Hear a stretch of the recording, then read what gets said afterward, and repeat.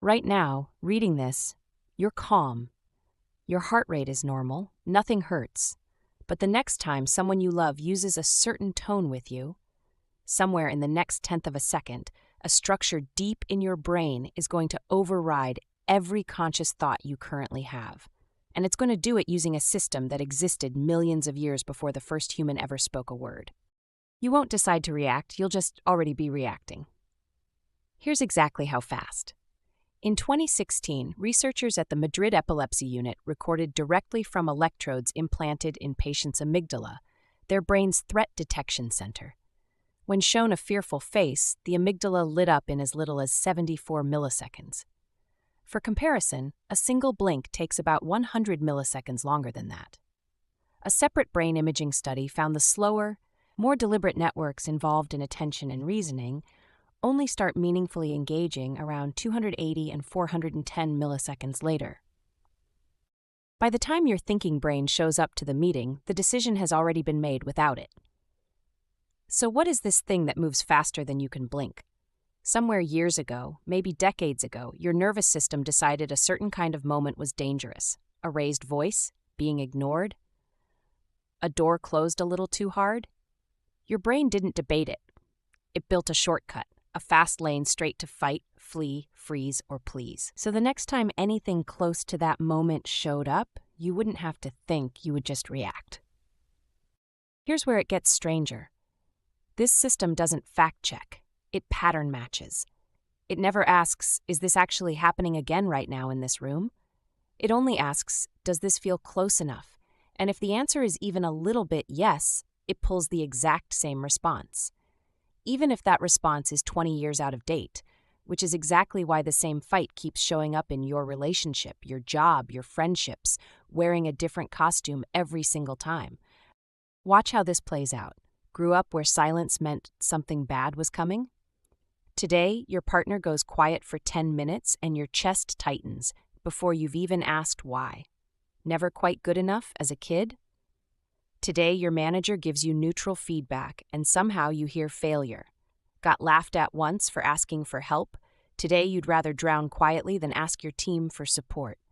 None of that is really about the silence, the feedback, or the help. It's about the original moment your brain decided, this is the kind of thing I need to protect myself from. Before you go further, two things this is not. It's not about blaming your parents or your childhood or anyone specific. Most of the people who installed these patterns were running their own loops at the time, with their own limited tools. And it's not proof that something is wrong with you. A smoke detector that goes off when you make toast isn't broken. It's overcalibrated. It took a real threat once and decided to never miss again. That's not damage. That's protection. You have simply outlived the danger it was built for. Here's the part most people never hear, though. You cannot think your way out of a 74 millisecond reaction. Willpower lives in the slow lane, the same one that doesn't show up for another quarter of a second. Telling yourself to just stay calm in the moment is like telling a smoke alarm to use its judgment. It can't. It already went off. So what actually works? You stop trying to outrun the alarm and learn to catch it instead, while it's still ringing, not 5 minutes later when you're explaining yourself. Here's a 3-step way to do exactly that. Pause, name, choose. Pause. The second your body does something, chest tightening, jaw clenching, voice rising, going quiet, stop. Don't fix anything yet, just notice. What is my body doing right now? Name. Don't name the story. Name the pattern underneath it. Not, they are disrespecting me. Try, this is the old fear of being unimportant. Not, they are going to leave. Try, this is the abandonment loop again. Naming the pattern takes it out of right now and puts it back where it actually belongs, in the past. Choose. This is the step almost everyone skips because by the time they get there, they're already 3 sentences into the old script. But once you've named the loop, you get an actual choice. Maybe for the first time in that moment. You can still feel the old fear.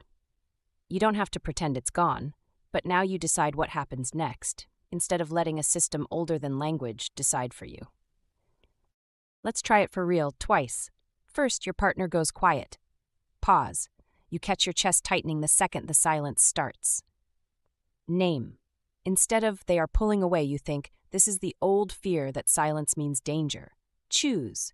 Instead of demanding they talk or going quiet to match them, you say, I notice I get anxious when things go quiet. Can we check in a few minutes? Second, your manager sends flat, neutral feedback. Pause. You feel your stomach drop before you've even finished the first line. Name. Instead of, I'm failing, you think, this is the old fear of never being enough. Choose. Instead of spiraling into a midnight apology email, you ask one calm, clarifying question the next morning, like someone who isn't bracing for a verdict. Same trigger, same 74-millisecond alarm, completely different outcome, because you caught the loop instead of living inside it. You will not catch it every time.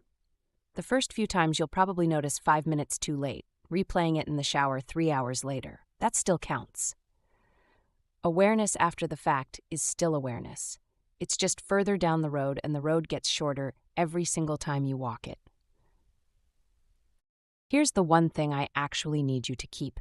You are not broken. You're running a system that has kept creatures like you alive for longer than language has existed, and it has done its job perfectly, just for a world that mostly doesn't exist anymore. You don't get rid of an alarm system like that. You learn to drive it instead of letting it drive you. So here's a question for you. What's the fight that you and someone you love keep having that's somehow never actually about the thing you're arguing about? There's almost always a real one hiding underneath it. That's next.